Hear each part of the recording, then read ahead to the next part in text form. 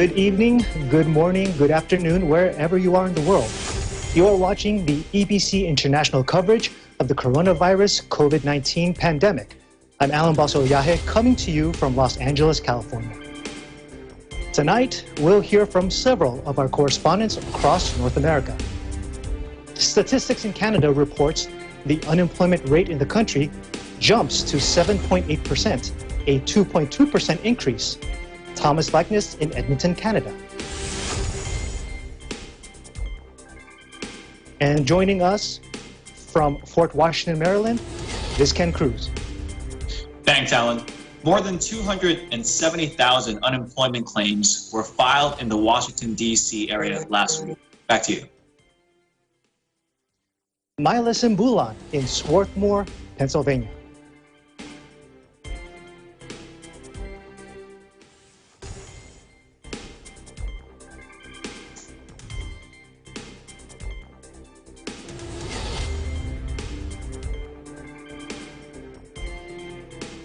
And Julianne Evangelista reports in Randolph. Thanks, Ken. Alan. Baker Polito administration announces COVID-19 community tracing collaborative to further mitigate spread of the virus. Back to you.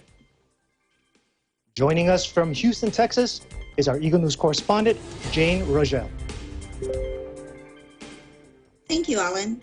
In Texas, the Houston mayor announces closure of parks and trails after staggering rise in COVID-19 cases. Back to you, Alan. We have David Reggio in Oxnard, California.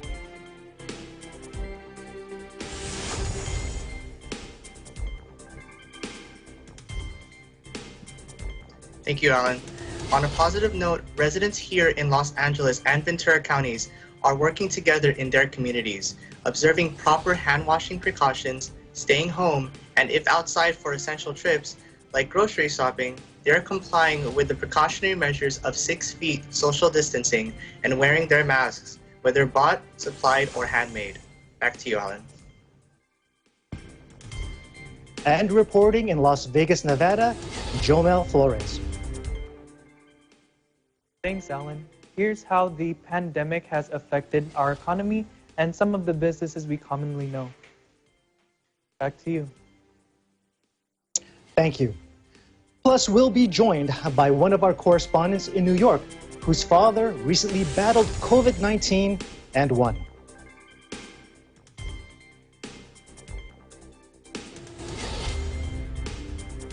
And tips from a mother of 5 in Dallas, Texas, on how to stay positive in this time of a global crisis.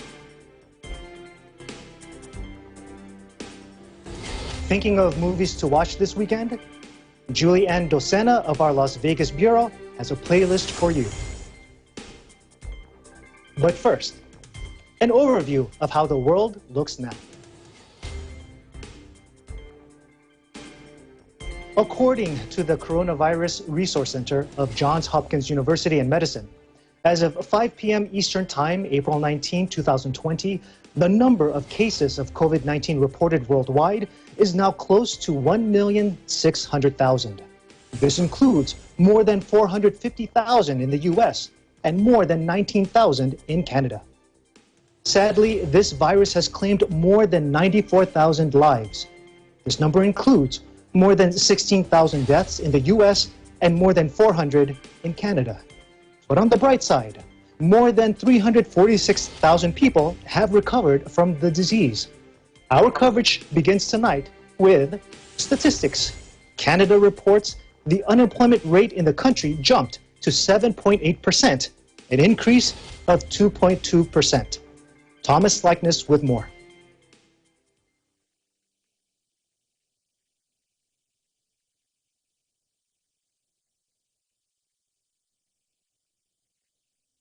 Statistics Canada reports the unemployment rate in Canada jumped to 7.8%. That's an increase of 2.2%. But what does that mean?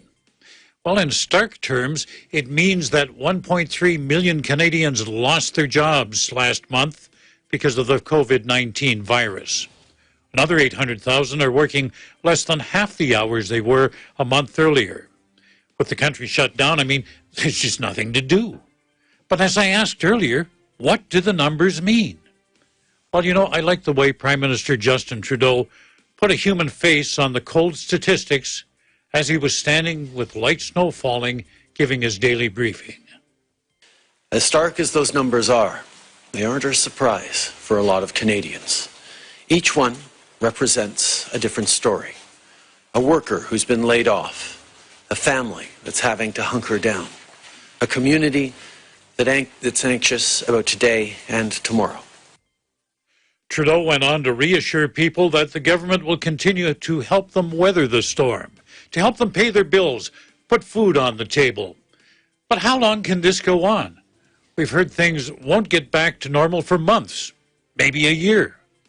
How long is the Prime Minister prepared to offer financial support? We knew that our best chance of rebounding from this strongly and getting back to the extraordinarily successful country and economy that we've had, that we've built over so many generations, is to ensure that Canadians are supported through this, however long it takes. And how long is that? How deep is this crisis going to get? Today, the Public Health Agency of Canada released its data and modeling and presented several scenarios. The best case, only 2.5% of Canadians would become infected. But you know, that still means that 934,000 Canadians would fall ill and up to 11,000 would die.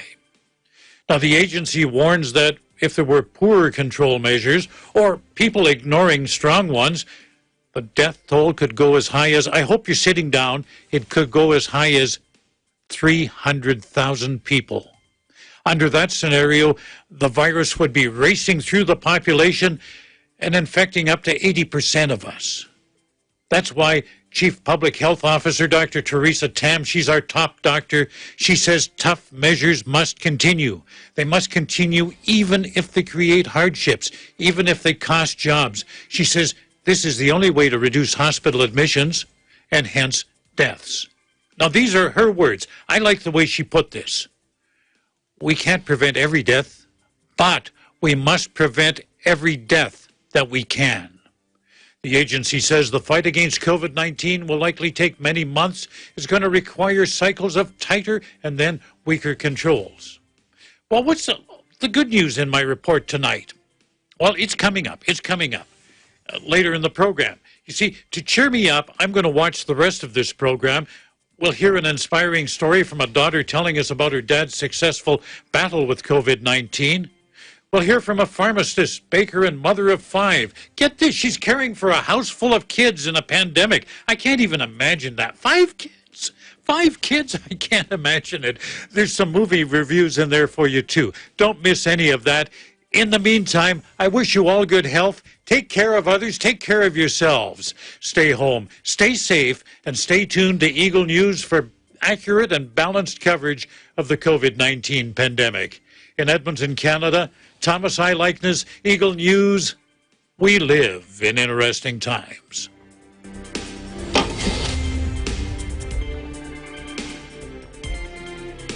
All right. That was Thomas Likeness in Canada. Black Maryland residents are disproportionately hit hard by the virus. In the nation's capital, more than 270,000 unemployment claims have been filed last week. In Virginia, unemployment benefits to increase by $600. Ken Cruz is standing by in Fort Washington, Maryland. Thanks, Alan. As of 9 p.m. local time tonight, the number of COVID-19 cases in Washington, D.C., Maryland, and Virginia stood at 11,766, with 6,186 cases in Maryland, 4,053 in Virginia, and 1,527 in D.C. The number of coronavirus-related deaths was 138 in Maryland, 109 in Virginia, and 33 in the district. The 53 new fatalities reported overnight are the region's largest single-day increase. Next up, Maryland officials released coronavirus data by race for the first time today. The numbers show that Black residents are disproportionately being hit by the virus. Residents of Maryland are about 30% Black, but Black residents make up more than half of the deaths in cases in which a person's race is known. This data trend has actually shown elsewhere around the nation. The COVID-19 outbreak continued to negatively affect the economy of the Washington region as a number of claims filed in the DMV reached 272,559 over the last week. On a related note, Virginians collecting unemployment insurance will receive an extra $600 added to their benefits for all the claims from March the 29th until July the 31st. VEC, or Virginia Employment Commission, said that the increased benefits for workers will start to be paid starting next week. The payments to those who are eligible will be made in conjunction with people's weekly claims. And finally, Maryland's state superintendent of schools, Karen Salmon, said yesterday that schools need to start preparing for the second wave of coronavirus infections that could close schools this coming fall and even next winter. Across the region, schools have been handing out tens of thousands of Chromebooks, laptops, and Wi-Fi hotspots to students and parents struggling with the new reality of teaching and learning in the age of COVID-19. In Fort Washington, Maryland, Ken Cruz, Eagle News. We live in interesting times. Thanks for the report, Ken. Now, for our Eagle News viewers out there who follow Ken, they'll know that Ken is a sports and fitness guy. And what we want to know is, since sports is on pause and fitness is more than likely confined to the indoors, what, sir, have you been doing to cope? Well, it's been challenging. I'd say that's an understatement, Alan. And I have my coworkers here. I have LeBron James and Manny Pacquiao that keep me nice and full of company during the day. Unfortunately, that's the limit to the sports I have available.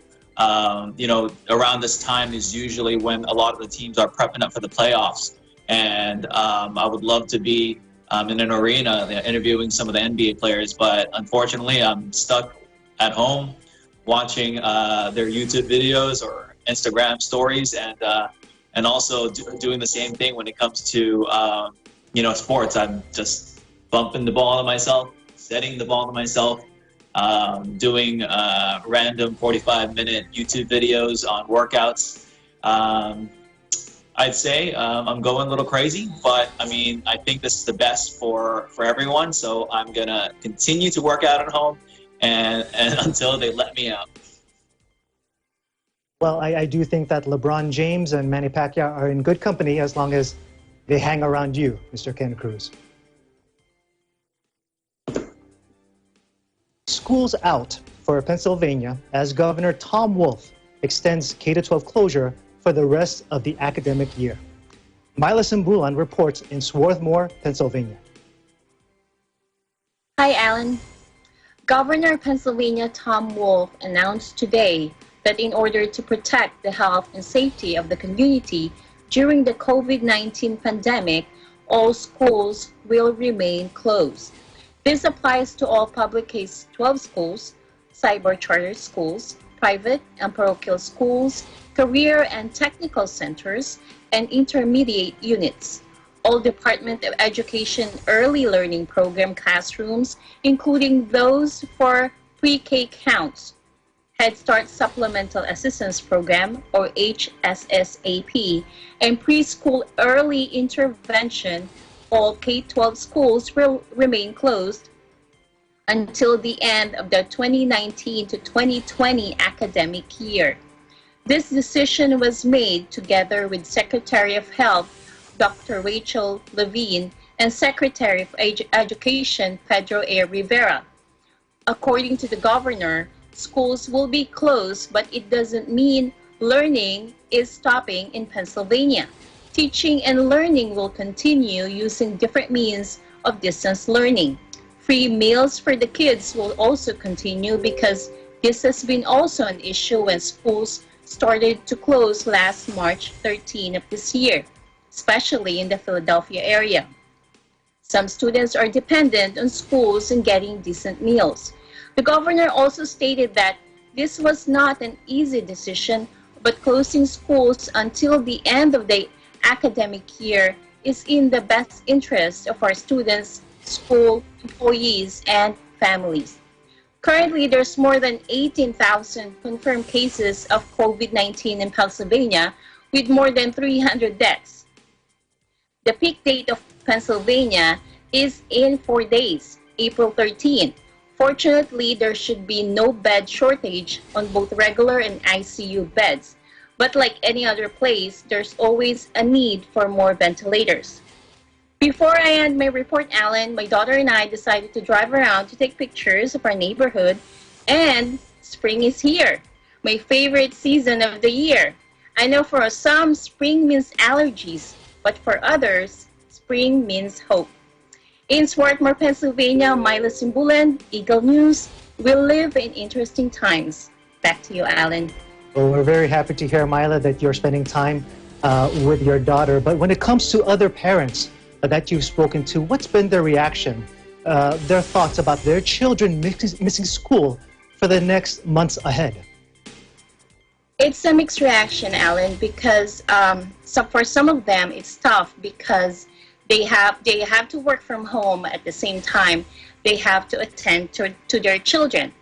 But others agree with the decision because you, as a parent, myself, I will always think about, I'll be paranoid every time my kids have to go out, especially in schools. So you always think, what's going to happen when they come back? How am I going to keep them safe? And things like that. So it's really a mixed reaction, but I noticed that most of the kids, they were really not happy with this decision. Thank you for the report, Mila. Thank you. In Massachusetts, the Baker-Polito administration announces COVID-19 community tracing collaborative to further mitigate the spread of coronavirus. Julianne Evangelista in Randolph with more. As of April 7, there have been 15,202 confirmed cases with 356 deaths and a 33% increase of cases over the last 3 days. Massachusetts is listed as the sixth state to have the most COVID-19 cases. Governor Baker announced that the community tracing collaborative's focus is to trace the contacts of confirmed positive COVID-19 patients. Those who have been exposed to the virus will be contacted and given information on what to do next. The Baker-Polito administration also received help from Harvard University, University of Gulf, and Northeastern University to create models to the increase of cases. Cases could range from 47,000 to 172,000, or 0.7% to 2.5% of the total Massachusetts population. The administration also aims to find or build additional 750 to 1,000 beds in hospitals or alternative sites to reduce strain on hospitals. The administration also announced that $800 million at Mass Health will go towards other providers that are impacted and are responding to the virus. More than $400 million will be going towards the hospitals, and $80 million will go towards the nursing facilities.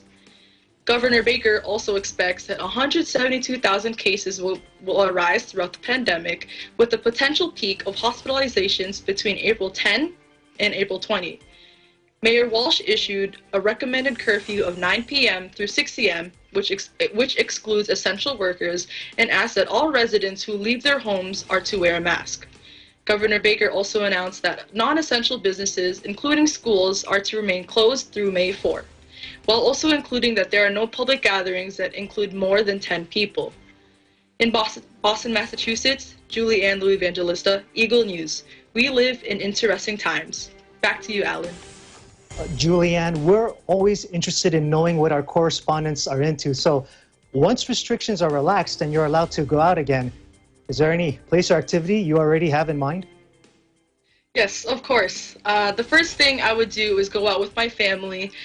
We would hopefully just go out, go where we would normally go, and especially if the weather is good by then, hopefully we can go to the beach or just enjoy the day out and eat the food that we've been craving since we've been stuck in the home for a couple of weeks now.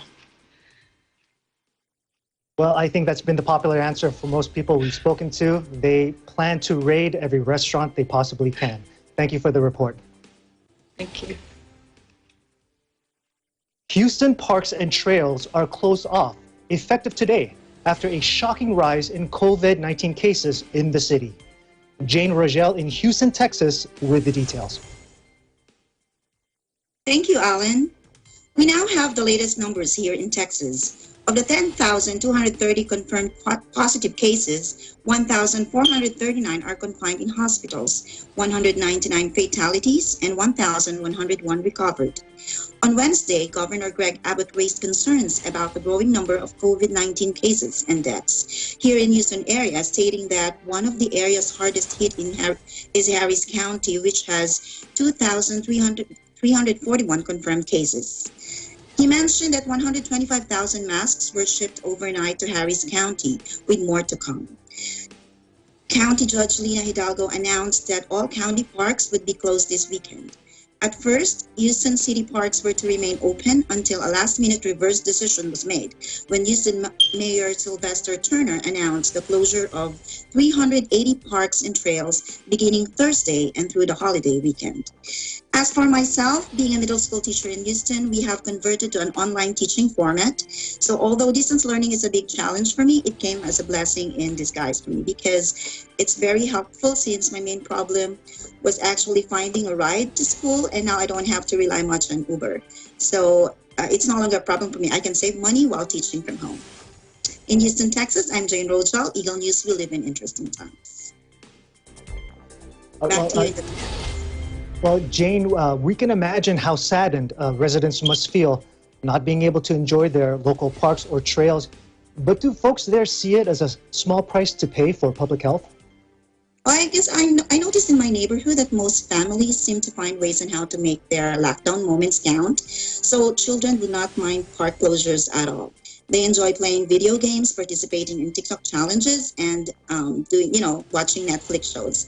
So it's actually a perfect time for residents in Houston to bond with family members by enjoying quality time with their family. We appreciate your report, Jane. Thank you, Alan. Los Angeles Mayor Eric Garcetti announces Project Room Key to assist the city's homeless and the vulnerable. David Reggio in Oxnard, California, with the details. Thank you so much, Alan. The number of new confirmed cases has increased to around 640 as of last update yesterday. Despite the safer at-home mandate being in effect, there is a significant population of those living in Los Angeles County without a home or place to seek shelter. To help ensure their safety and health, Project Room Key was launched to assist individuals who are homeless, including vulnerable Angelenos and the elderly, with the opportunity to seek shelter indoors. For this project, it allows the County of Los Angeles to partner with the hospitality industry whose businesses have significantly impacted from those pandemic. For this project, it allows the county would purchase room blocks from participating hotels and motels at a minimum quantity of 100 rooms at a time, depending on availability. These rooms would then be used in the effort to minimize the spread of the COVID-19 virus by providing isolation rooms for those who current housing situations do not allow them to have self-quarantine, and for those who are currently experiencing homelessness. Meanwhile, here in Ventura County, there are a total of 263 confirmed cases and 7 deaths. Out of all the cities in this county, Oxnard ranks second with 49 confirmed cases, following the city of Simi Valley at 61 confirmed cases. With supply shortage of masks, one of our Ventura County Medical Center surgeon has posted a video on YouTube to teach residents how to make surgical masks in 10 steps, using old shirts at their homes, and we can definitely observe when outside there are residents wearing masks of different styles and materials for their protection. On a positive note, residents here in Los Angeles and Ventura counties are working together in their communities, observing proper hand washing precautions, staying home, and if outside for essential trips like grocery shopping, they're complying with the precautionary measures of 6 feet social distancing and wearing their masks, whether bought, supplied, or handmade. In Oxnard, California, David Reggio, Eagle News, we live in interesting times. Thank you, David. Now, I know that you are observing the Safer at Home Act. Since its institution, however, have there been any hobbies that you've discovered or perhaps rediscovered? Well, Alan, in the past, I would always be preoccupied with my studies in my academics, but now with the Safer at Home order, not only did I transition to an online learning environment, but I also had more time to do the things that I would normally not do when I would be preoccupied with my studies, such as playing board games with my family, such as chess or checkers, or I would sometimes be playing at home, playing piano or guitar, and at times FaceTiming my friends and family to know and to spend time with them and to understand that I'm still here and just to have social time together, since I know that with everyone being in quarantine in their houses, they're unable to keep in touch with their friends and family.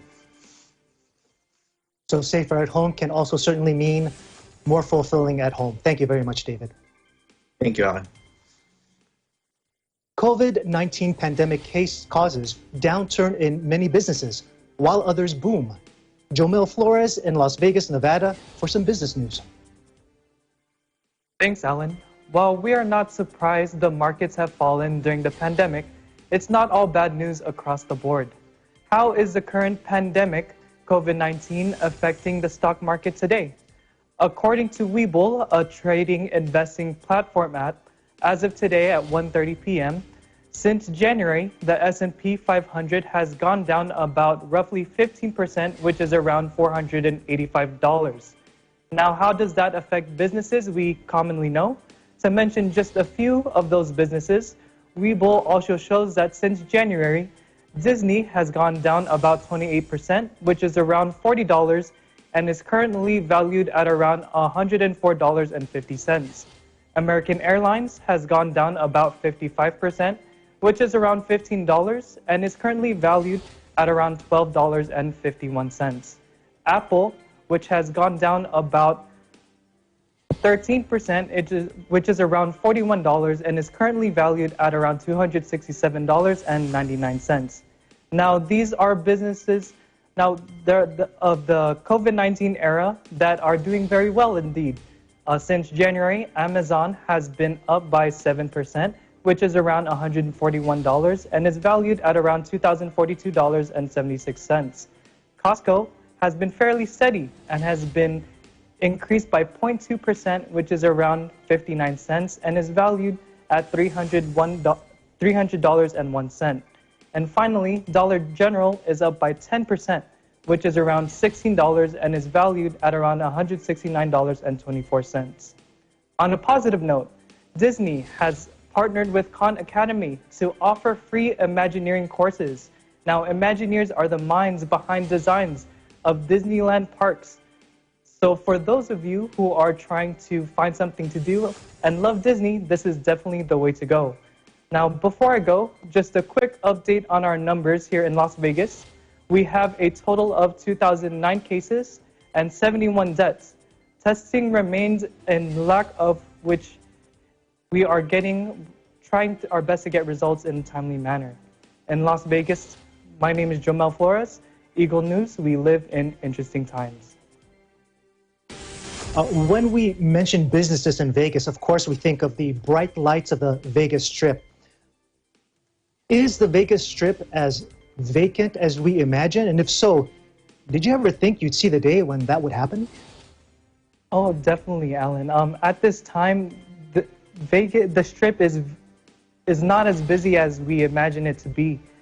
Currently, with the social distancing that's going on in our city, there are definitely a lot more people who are taking the time to ride their bikes and even jog down the Strip, since a lot of the businesses in that area are closed.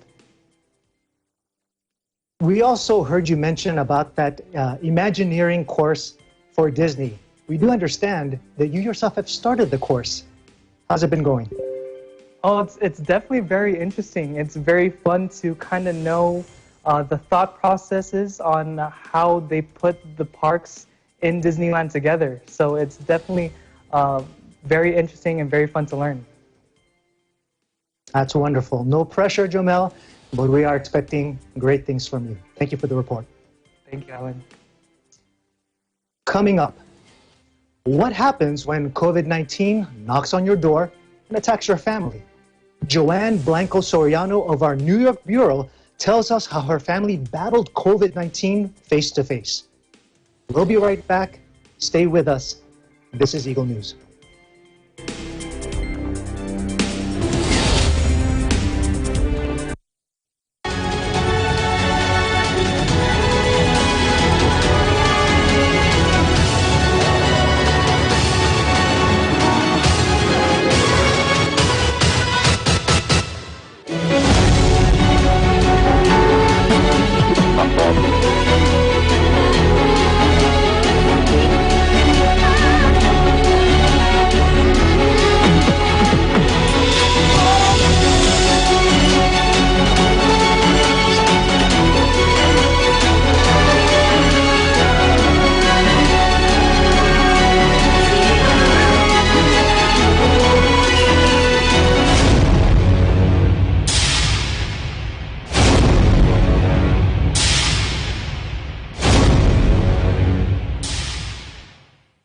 This program is co-presented by Kubert Industries Incorporated, Electromechanical Trading and Services, The Cooling Expert, Vita Herbs Philippines Green Coffee, Masarap, Mabango at Healthy Pa.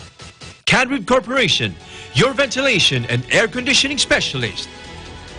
In participation with Rain or Shine Elastomeric Waterproofing Paint, color for protection for your home. Matimco. Matimco is wood. Wood is Matimco. Our Square Variables Incorporated, your trusted UPS supplier and UPS maintenance provider in Luzon, Visayas, and Mindanao. CompuZell Computer Services, ID card and lanyard manufacturer. DN Steel. EMAC, UPVC Roof Corporation.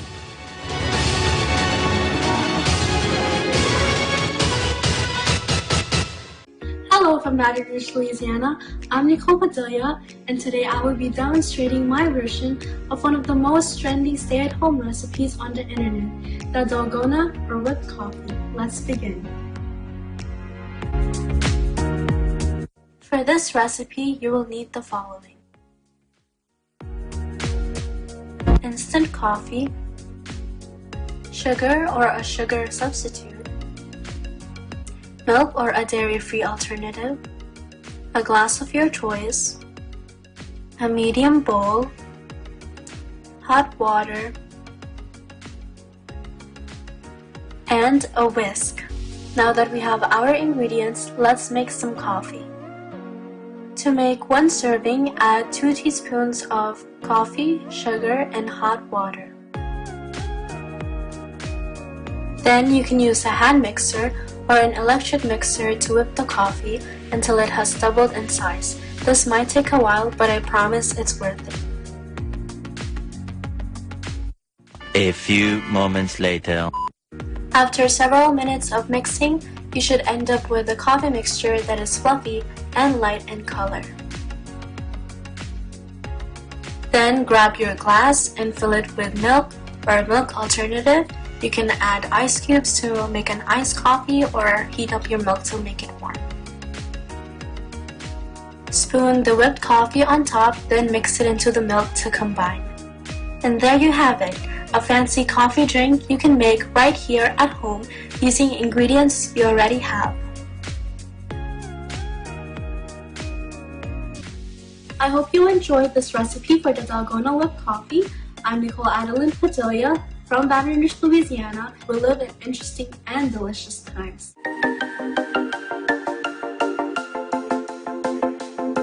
Thank you for watching this video. I hope you guys like it, and make sure to give it a thumbs up, and don't forget to subscribe here at EBC Digital Nest so you don't miss any of our upcoming features.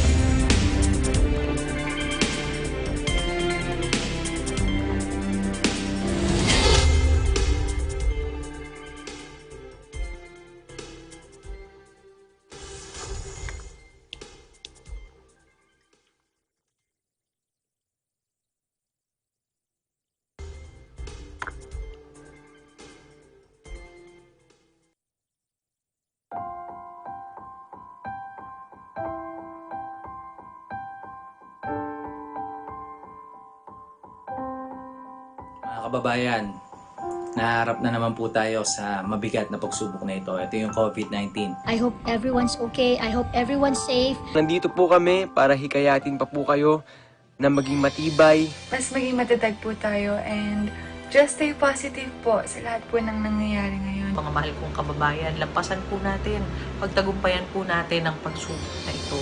Stay strong sa panahon po na to. Huwag tayong mawawalan ng pag-asa. At inihikayat din po namin kayo na sana makinig po tayo sa ating gobyerno. Sumunod muna tayo sa gobyerno dahil yun yung pinakamainam na paraan para hindi na lumagana pa yung virus. Let's all stay at home. Spend time with our loved ones, with our families. At higit po sa lahat, make sure to pray for everyone, pray for everything that is going on right now, especially our frontliners po who are sacrificing their lives to take care of everything. Higit sa lahat, patuloy tayong lumapit, magtiwala at manalangin sa ating Panginoong Diyos. At lagi tayong manalangin dahil yun po ang may pinaka-mainam na solusyon sa lahat po ng mga problema natin. God bless you and your family. Please stay strong and keep our faith. Tuloy po ang laban.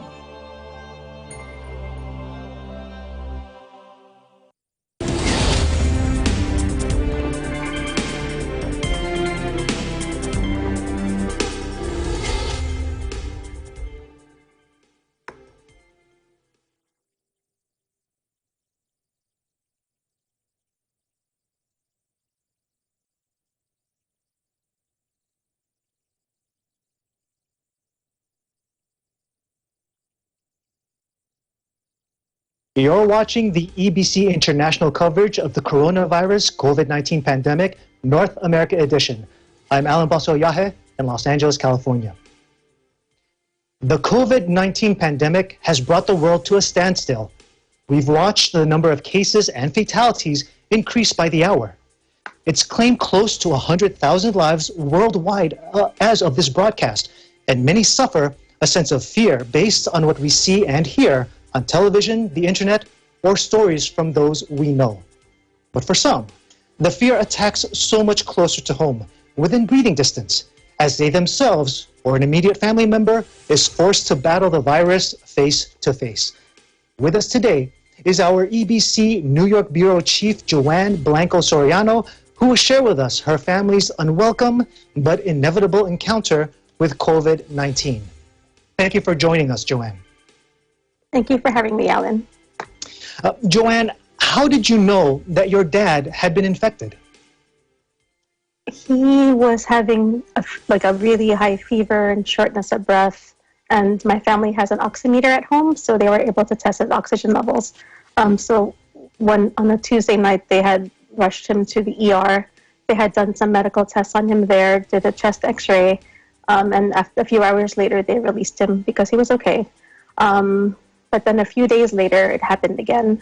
My sister, who's a nurse, she has a lot of former coworkers. She reached out to them to see what hospitals would be good to bring him to, and they ended up bringing him to a hospital in Manhattan, which wasn't too busy yet.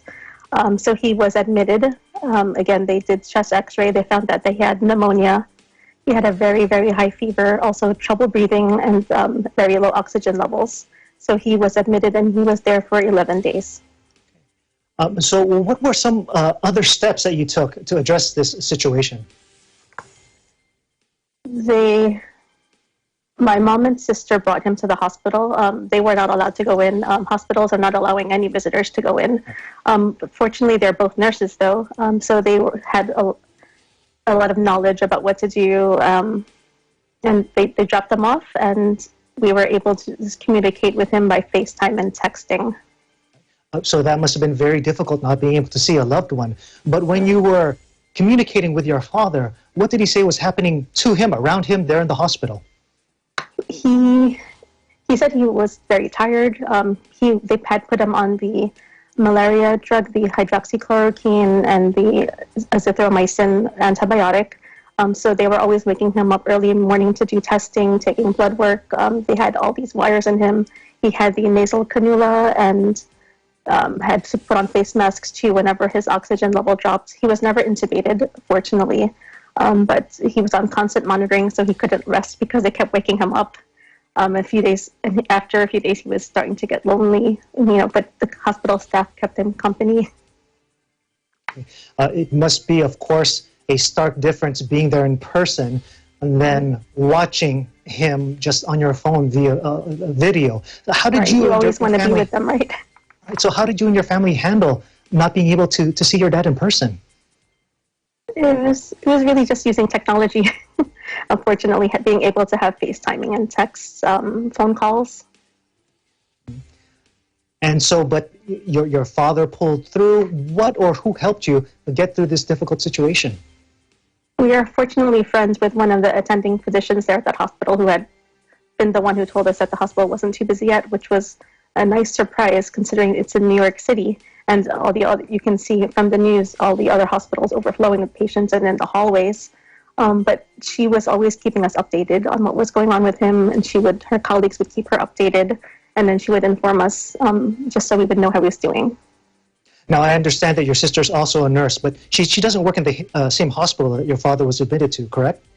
Correct. She is now a teacher, teaching nurses. Very important. We understand, too, that she did test positive. How is she doing? She's doing fine now.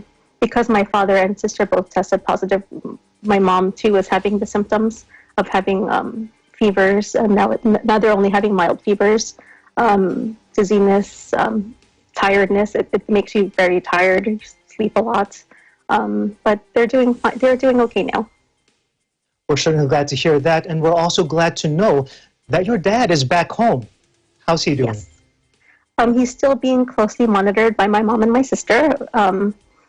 But he's still coughing, so they are checking on that, checking his temperature, and using the oximeter to check his oxygen levels. But whenever the oxygen levels drop low, they just make him relax and do a lot of deep breathing exercises to make sure he's getting enough oxygen. Now, Joanne, you are a New Yorker. New York is one of the most famous cities in the world. How do you feel regarding your state, it being considered the country's epicenter of COVID-19? Yes, New York has the most number of cases in the U.S. But I know a lot of people, a lot of friends and family who are mildly affected, and they're recovering now. Or some are still wearing masks at home or isolating themselves in their bedrooms so that they can keep the rest of their family members safe. I know a lot of people who were hospitalized and even intubated and who have recovered now also. They've been discharged. But unfortunately, we also have experienced a lot of deaths here in New York, especially even from people that we grew up with or people who are very close friends or family members of close friends. And it hurts a lot. Today, I saw that there's one funeral that they are inviting people to, but it's only a burial drive procession, meaning that all the attendees, they have to remain in their cars with the windows up and wearing their masks so they can still support that way. Another funeral was only allowing 10 people to go to the burial. So, these are the times that you want to support these families who you know and who you love, but you can't be there for them, so it's really hard. Of course. But every day we hear about people going into hospitals also, so that's also another thing going on here in the East Coast between New York and New Jersey, which is right next to us. We hear about new people who are being hospitalized or who have to quarantine at home because they're getting symptoms or we're sick.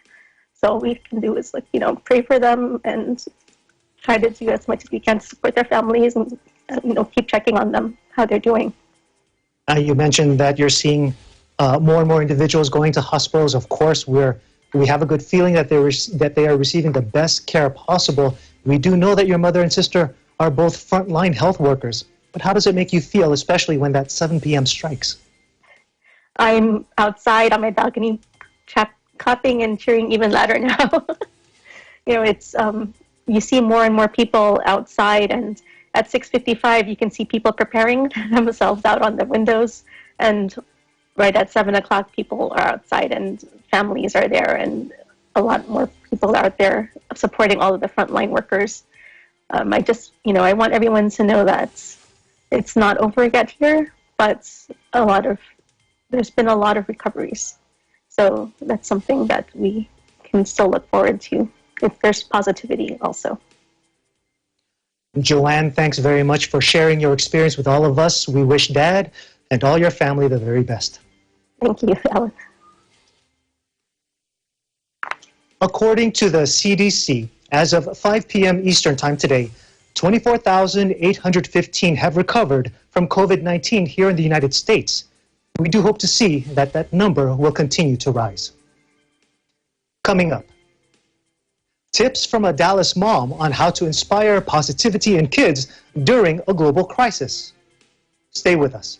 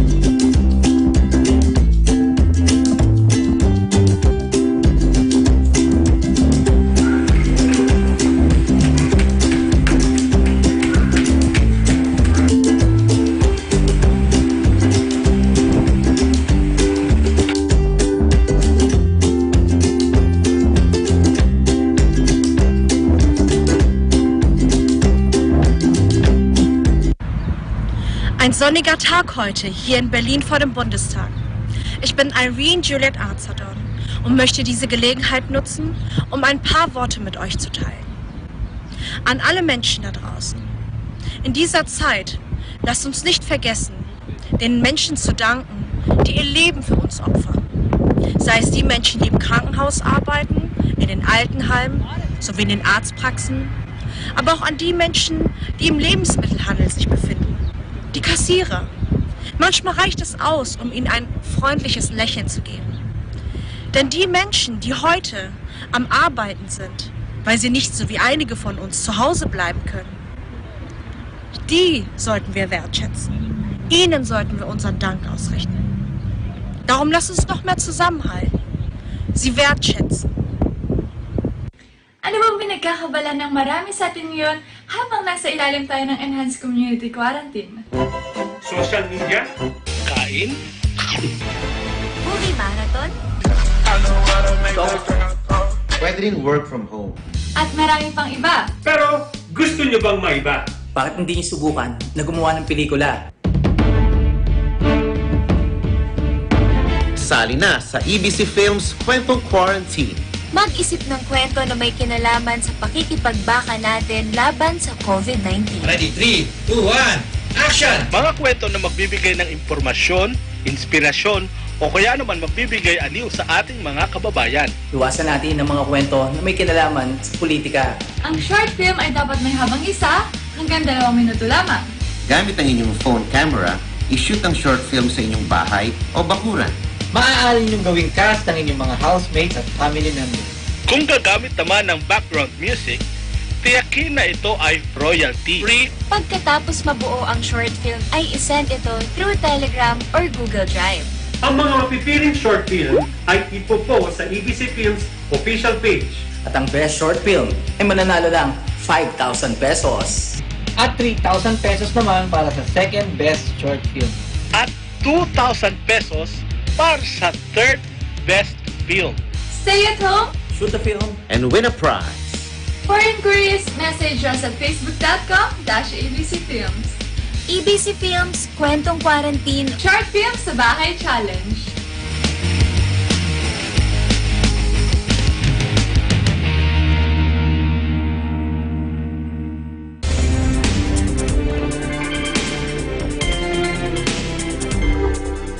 This is the EBC international coverage of the coronavirus COVID-19 pandemic, North America edition. I'm Alan Basoyahe coming to you from Los Angeles. Guys, dealing with a pandemic is tough on all of us. The lockdowns, the information overload, it can wear us down. Raising kids can also be challenging, especially when they're ripped from their daily schedules and forced to stay home. Well, our next guest, she's doing all of this. A pharmacist, a baker, and mother of 5, not 1, not 2, but 5 kids.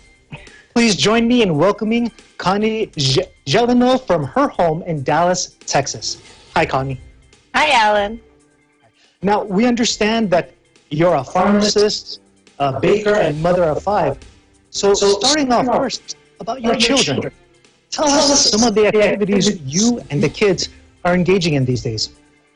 Well, like you stated, our entire life has been uprooted. Our usual day-to-day busy has changed into staying in the home and doing our distance learning, which we've been doing for the last 3 weeks. My boys are pretty in tune with what they have to do, so they've been doing it on their own. But I've been trying to incorporate other things like keeping them active, so they have daily exercise that they still have to do, and I'm trying to teach them some life skills because before, honestly, we just didn't have the time. Well, now you're also a baker. Did you happen to make anything today? And if you did, what recipe did you choose? Well, funny that you asked, because I have my sourdough starter, which is so easy to make for anyone at home that's interested in doing it. And I've been making bread. The goal is to get it to a point where I can use it to make a loaf, but you have to discard part of it. So what I've been doing is, instead of wasting that, since flour is such a huge commodity right now that a lot of people can't find, I've been using it to make biscuits. Now, unfortunately, they're all gone, so I can't show you what they look like, but the boys have definitely been enjoying the extra goodies that I've been making at home, and they've been helping, so hopefully they'll be able to join my kitchen when they're older. It's a shame, Connie, that smell-o-vision isn't a thing, because your kitchen must smell like heaven. Now, going back to your kids, with 5 boys, it must be challenging to get some alone time, but we've heard that you've been working with a mentor to improve your marketability. Absolutely. I have really kind of embraced this personal time at home to be able to, do some of the things to mentally prepare myself, to be back out there and to, work on my finances. I mean, that sounds like something that you should be doing every day, but when you don't have it right in your face, like I've been doing every day, it just makes it difficult to realize where you actually do stand. My goal is to be better off once we are at the end of this, and I'm definitely well on my way to doing that. So I guess for better or for worse, we are forced to refocus on ourselves. And now finally, Connie, what mindset should people have when facing adversity and some of the challenges that you seem to be taking on without missing a step? Honestly, we just can't forget that even though everyone, and not just myself, but everyone in this world right now is going through probably one of the biggest traumas that we will experience in our entire lifetime, you can't lose your focus. Give yourself time to mourn. That's very important, but make sure you set some goals for yourself and work on trying to accomplish those, because once you're done, then you'll be ready and off and running to be able to accomplish what it is that you set out to do.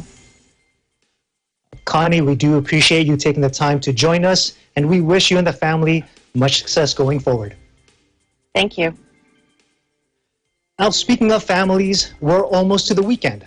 And just because many of our favorite theaters are closed, that doesn't mean we can't have family movie time. Here's Julianne Docena from our Las Vegas Bureau with her picks for you to enjoy. For families with younger children, Disney's Onward is now available for free to all Disney Plus subscribers. Onward takes us on a magical adventure loaded with obstacles and cryptic maps and surprising discoveries as teenage elf brothers Ian and Barley try desperately to spend one more day with their late father.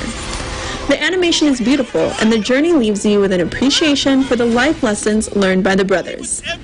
To extend family time, you can also download the free activity packet from their website, filled with a memory card game, a maze puzzle, and coloring sheets for the young ones to personalize. If you're not a Disney Plus member, you can still watch for free by signing up for the 7-day free trial period. Just don't forget to cancel if you don't want to keep the service, because they will charge your credit card on day 8. Now, if you're a romantic at heart or just love romantic comedies or films about underdogs, this next movie is definitely for you. Award-winning Guerrero is now available for free on EBC Films' YouTube channel. Guerrero had premieres around the globe, won numerous international awards, and still had over 27,000 views within its first 24 hours online. The film is in Filipino, but with English subtitles for everyone to enjoy. At first glance, the story might just seem to be a cute romantic comedy, but if you pay attention, you'll notice it's also about growing up and overcoming the hardships change can bring by focusing on the things that really count.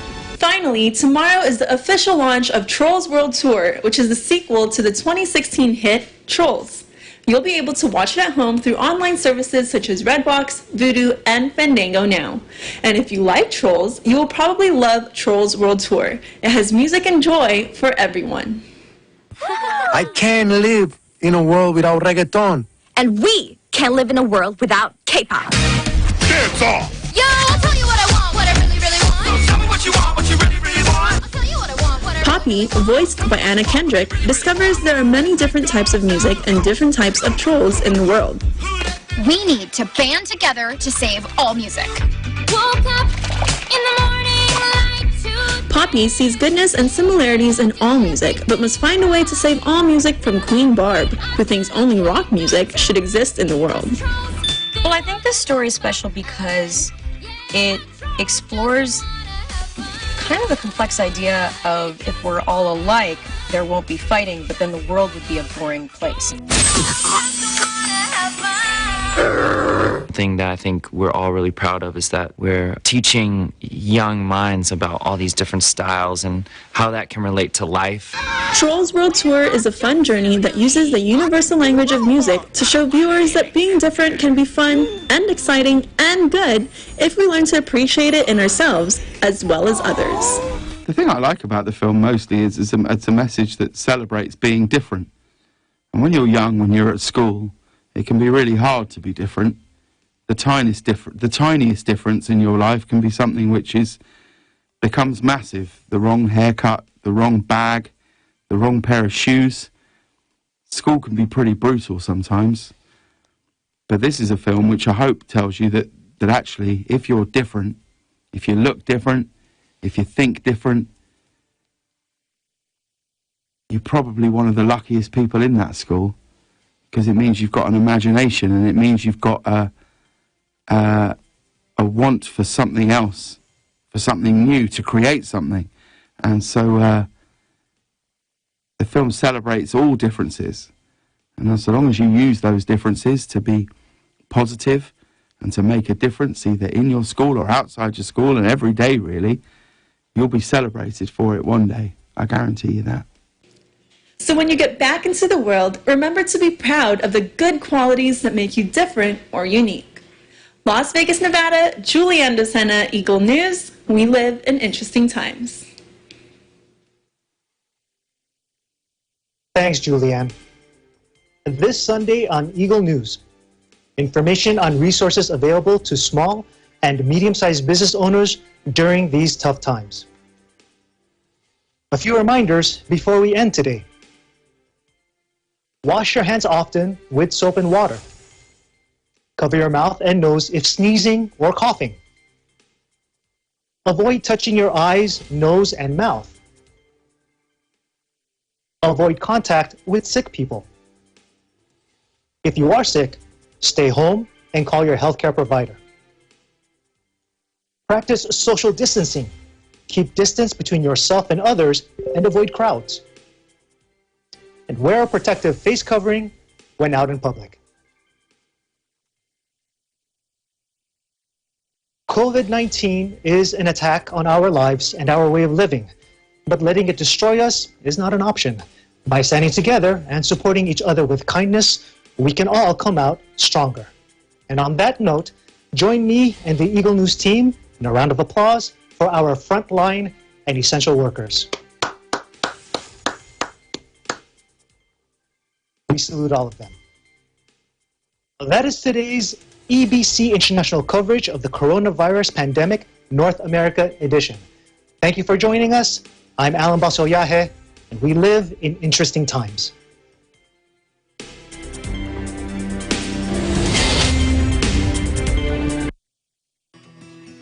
Nahaharap sa matinding krisis ang buong mundo dahil sa coronavirus